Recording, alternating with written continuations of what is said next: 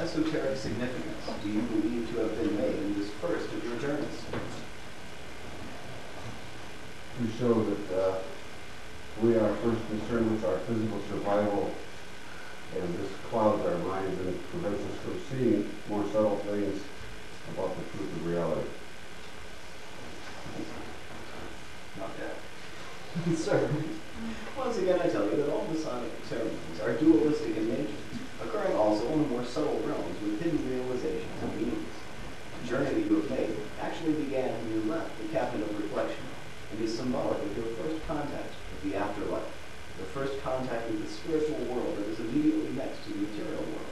The turmoil, the obstacles that hindered your progress are merely images of all the things that oppose the liberation of man, the elevating from the grossness of the material plane and its infuriating passions.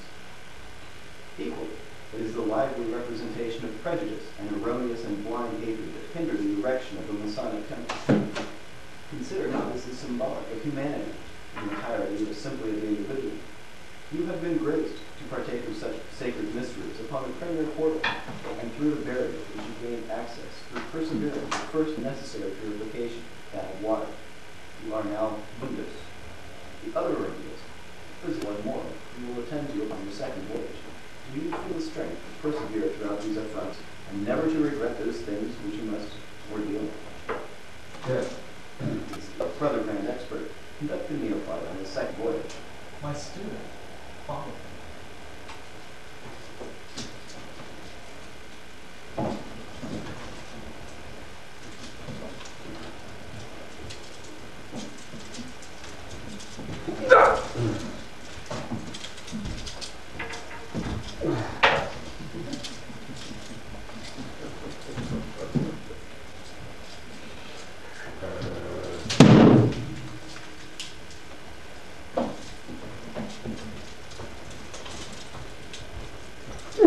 Whom have you there?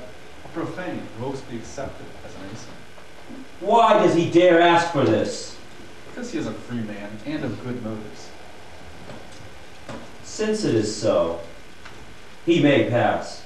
But first, he must be purified by air.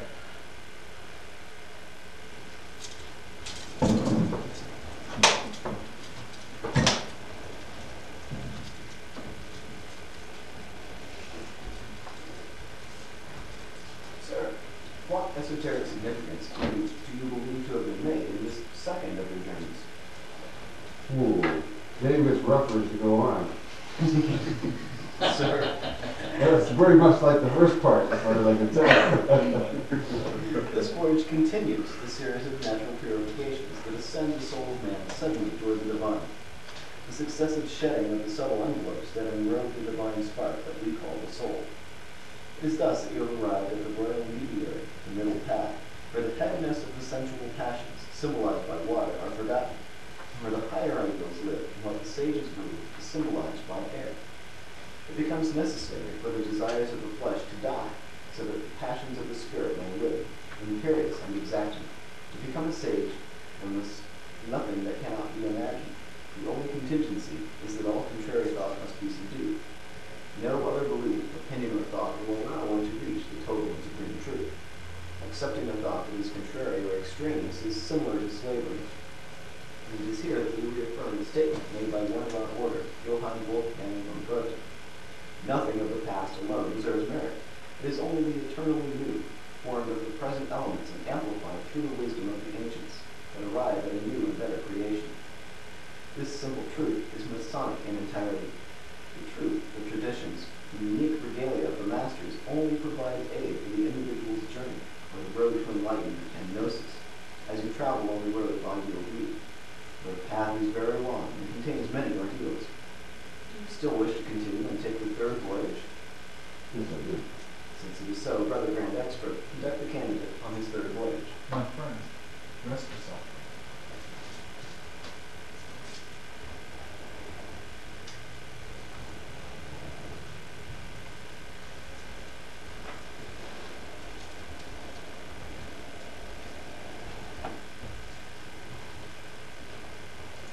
Whom have you there? A profane who hopes to be accepted as a Mason. Why does he dare to hope for this? Because he is a free man and of good motives. Since it is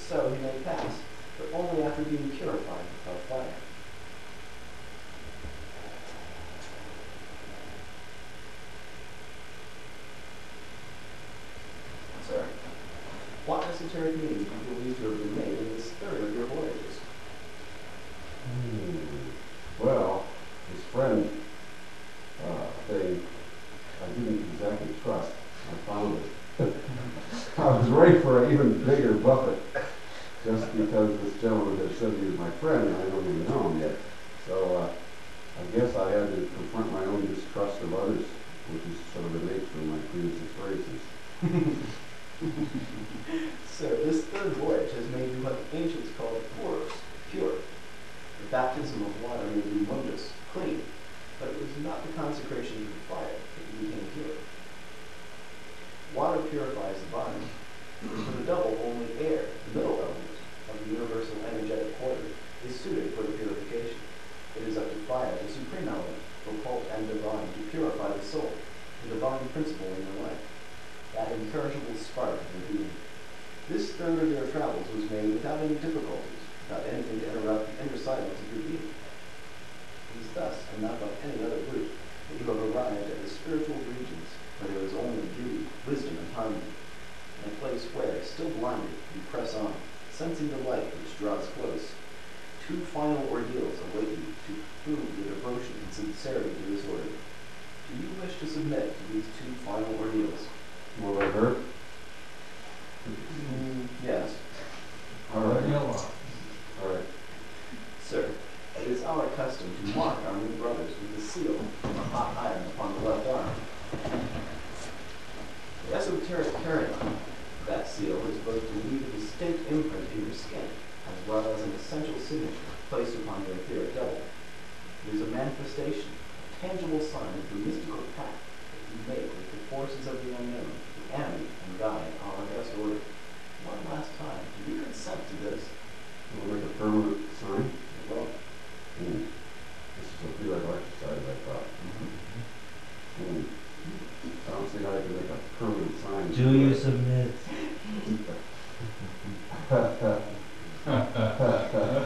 It hurts. Respect the man's fear. Give it to him anyway.